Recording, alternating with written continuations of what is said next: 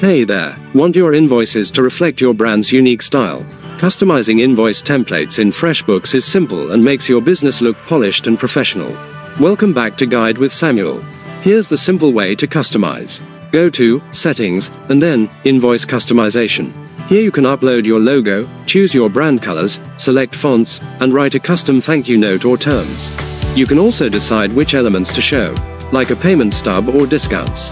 FreshBooks offers several pre-designed themes to start from, which you can tweak to match your brand. My crucial pro tip: create and save multiple templates for different purposes.